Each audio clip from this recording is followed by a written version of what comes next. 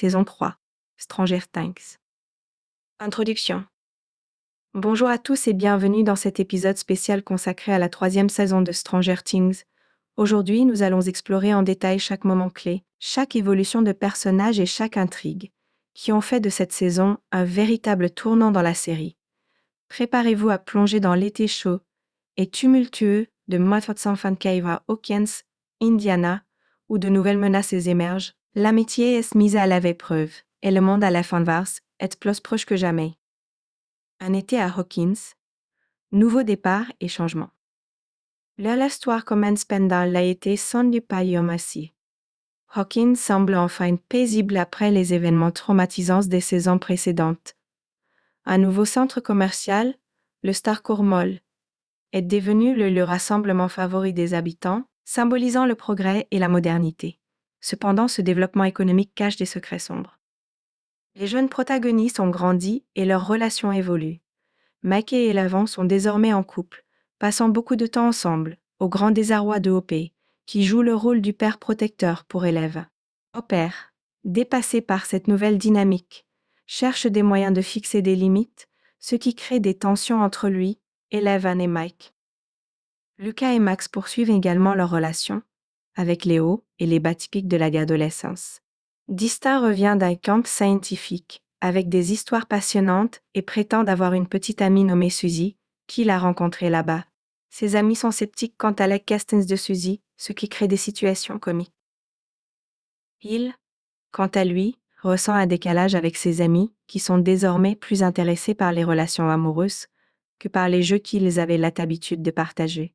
Ils luttent avec le désir de retrouver l'innocence de leur enfance et un sentiment persistant que quelque chose de mauvais est sur le point de se produire. Pendant ce temps, Nancy et Jonathan travaillent ensemble au journal local, le Hawken Post. Nancy aspire à être prise au sérieux en tant que journaliste, mais elle est confrontée au sexisme de ses collègues masculins, qui la traitent comme une simple assistante chargée du café. Jonathan, bien que solidaire, est plus prudent et craint que leurs enquêtes ne mettent en danger leur emploi. Steve Harrington a décroché un emploi au Scoop Hawaii, une glace. Rit du centre commercial, où il travaille aux côtés de Robin Buckley, une jeune femme intelligente et sarcastique qui n'hésite pas à se moquer de lui pour son manque de succès avec les filles depuis le lycée. Leur relation professionnelle évolue rapidement en une amitié sincère. C'est dans ce contexte de changements personnels et sociaux que de nouvelles menaces commencent à émerger à Hawkins. Le retour du Mind Flayer, une nouvelle menace souterraine. Au-delà de ses préoccupations quotidiennes, quelque chose de sinistre trame sous la surface. Une installation secrète russe est construite sous le Starcourt Mall, où des scientifiques tentent d'ouvrir un portail vers le monde à la pauvre. Leur objectif reste mystérieux, mais il est clair qu'ils manipulent des forces qu'ils ne comprennent pas pleinement. L'ouverture partielle du portail permet au Mind Flayer de revenir dans notre monde. Cette entité maléfique commence à posséder des habitants de Hawkins, en commençant par Billy Hargrove, le demi-frère de Max. Billy est attiré dans la Syrie abandonnée, où il est confronté au Mind Flayer et devient son hôte principal. À partir de là, le Mind Flayer utilise Billy pour capturer et absorber d'autres autres résidents, créant une armée de hôtes contrôlés mentalement. Ces personnes perdent leur volonté propre et agissent sous les ordres de la créature, contribuant à la construction d'un corps physique pour le Mind Flayer dans notre monde. Cette menace grandissante passe inaperçue pour la plupart des habitants, mais certains commencent à remarquer des comportements étranges. Les enquêtes de Nancy et Jonathan. Au Hawken Post, Nancy est frustrée par le manque de sérieux avec lequel ses collègues traitent les nouvelles étranges qui surviennent en ville. Lorsqu'elle entend parler de rats qui se comportent de manière agressive et étrange, elle convainc Jonathan de l'accompagner pour. Il rencontre Madame Driscoll, une vieille femme qui a capturé un rat anormalement agressif dans sa cave. En étudiant le rat, il découvre qu'elle explose en une substance organique visqueuse après avoir ingéré des produits chimiques. Cette substance semble avoir une vie propre, se déplaçant de manière autonome. Nancy et Jonathan réalisent que quelque chose de surnaturel se passe à nouveau à Hawkins. Leur enquête les conduit à comprendre que les rats ne sont que le début et que des humains pourraient également être affectés. Cependant, leurs tentatives pour alerter les autorités ou leurs propres rédactions sont accueillies avec scepticisme et moquerie. Leur persévérance les met non seulement en danger professionnel, mais aussi personnel, car il se retrouve confronté directement aux forces du Mindflayer. Man Driscoll elle-même finit par être possédée, ce qui confirme leur crainte que la situation est bien plus grave qu'ils ne l'avaient imaginé. Distinct, Steve et Robin. Le code secret et les Russes. De son côté, Dustin capte une transmission radio en russe grâce à son nouvel équipement de communication qu'il a construit pour contacter sa supposée petite amie, Suzy. Intrigué, il sollicite l'aide de Steve et de Robin pour déchiffrer le message. Robin, qui possède des compétences linguistiques impressionnantes, réussit à traduire le code, qui contient des références étranges liées au centre commercial. Leur enquête les mène à découvrir une conspiration russe opérant directement sous le Star Kurmal. Ils comprennent que les Russes tentent d'y ouvrir un portail vers le monde à la Mars, sans réaliser les conséquences catastrophiques que cela pourrait avoir. Pour en savoir plus, le trio élabore un plan audacieux pour infiltrer la base secrète. Ils sont rejoints involontairement par Erika, la sœur cadette de Lucas, qui exige de participer en échange de son silence. Erika, avec son esprit vif et sa détermination, devient un atout inattendu pour l'équipe. Leur infiltration les conduit à des découvertes effrayantes, y compris la taille massive de l'opération russe et la technologie avancée utilisée pour ouvrir le portail. Ils se retrouvent piégés dans la base, confrontés à des soldats russes, et doivent compter sur leur intelligence et leur courage pour s'échapper et avertir les autres du danger imminent. Les suspicions de Hopper et Joyce. Hopper commence à suspecter que quelque chose ne va pas lorsqu'Alice Squile découvre des indices suggérant une présence russe à Orleans. Après une altercation avec le maire Larry Klein, qui semble complice, Hopper et Joyce décident de mener leur propre enquête. Ils kidnappent Alexei, un scientifique russe impliqué dans le projet, espérant obtenir des informations. Avec l'aide de Murray Bowman, un théoricien du complot parlant russe, ils interrogent Alexei. Celui-ci révèle que les Russes tentent d'ouvrir le portail vers le monde Halo inverse et que leur base est située sous le Star Kurmal. Alexei, initialement réticent, commence à sympathiser avec eux, mais il est tragiquement assassiné par un assassin russe Grigory. Hopper, Joyce et Murray réalisent l'urgence de la situation et se préparent à infiltrer la base pour détruire la machine ouvrant le portail. Leur dynamique est complexe, mêlant tension, humour et un potentiel romantique entre Hopper et Joyce qui se développe tout au long de la saison. Les amis séparés mais unis. Confrontation avec le Mindflayer. Pendant ce temps, Élève ressent la présence du Mindflayer et commence à avoir des visions inquiétantes. Avec Mike, Lucas, Max et Will, elle tente de localiser la source de la menace. Will, qui conserve un lien résiduel avec le Mindflayer, perçoit son retour et avertit ses amis. Leur enquête les conduit à la distillerie abandonnée, où ils découvrent que Billy est possédé. Une confrontation intense a lieu, au cours de laquelle Eleven tente de libérer Billy de l'emprise du Mindflayer.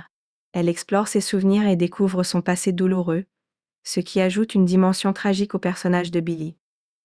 Le groupe réalise que le Mindflayer construit un corps physique en utilisant les personnes qu'il possède, créant un monstre gigantesque et terrifiant.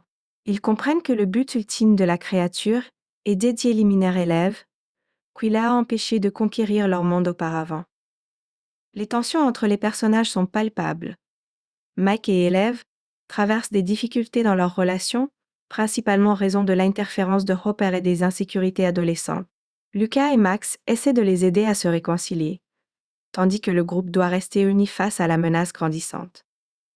L'amitié est mise à l'épreuve, mais les événements se rapprochent finalement, renforçant leurs liens et leur détermination à combattre ensemble. La bataille du Star Kurmal. Tous les personnages convergent finalement vers le Star Kurmal pour l'affrontement final. Hopper, Joyce et Murray s'infiltrent dans la base russe pour détruire la machine.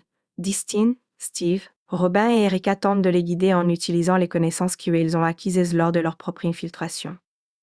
À la surface, Élève et les autres préparent une défense contre le Mindflayer. Cependant, Élève s'affaiblit après avoir été blessée par la créature, qui a laissé un fragment organique en elle.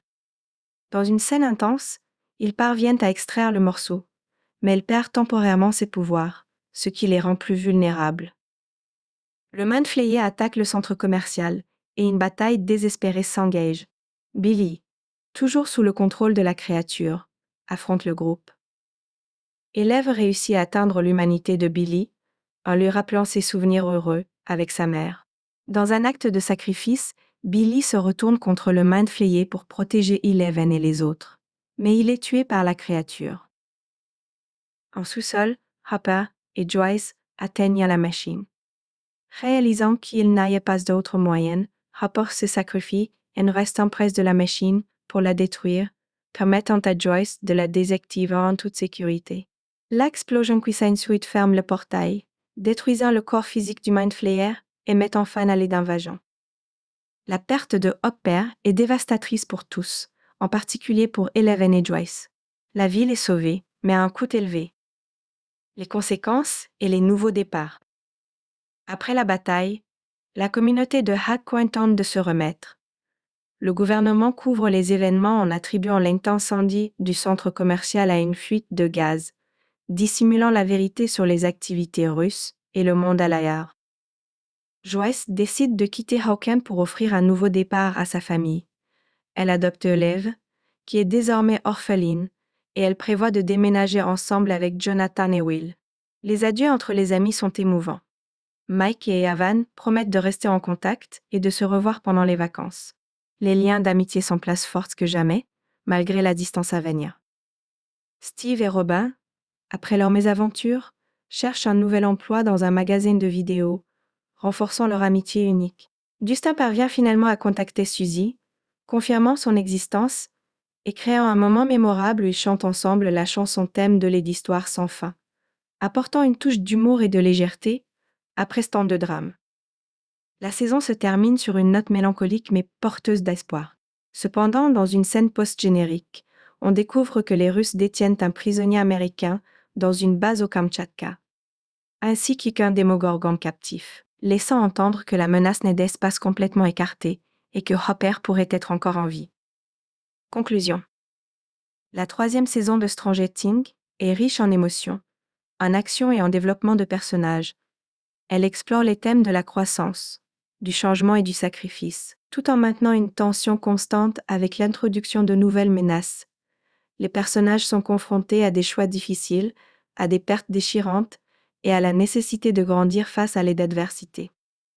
Cette saison renforce également les relations entre les personnages, qu'ils s'aguissent et disent de relations familiales et de premières amorces. Les interactions entre eux ajoutent de la profondeur à l'histoire et permettent aux spectateurs de s'identifier à leurs expériences. En mêlant habilement nostalgie des années 80, suspense surnaturelle et drame humain, la saison 3 de Stranger Things laisse les spectateurs impatients de découvrir ce que Lavendy réserve à Hawkins et à ses habitants. Les questions laissées en suspens ouvrent la porte à de nouvelles aventures et à la possibilité de retrouver des personnages aimés. Merci d'avoir écouté ce récapitulatif détaillé de la saison 3. J'espère que cette plongée approfondie dans l'univers de Stranger Things vous a plu et vous a permis de revivre les moments forts de la série. Restez à l'écoute pour de futurs épisodes où nous continuerons à explorer les mondes fascinants de la fiction. Nous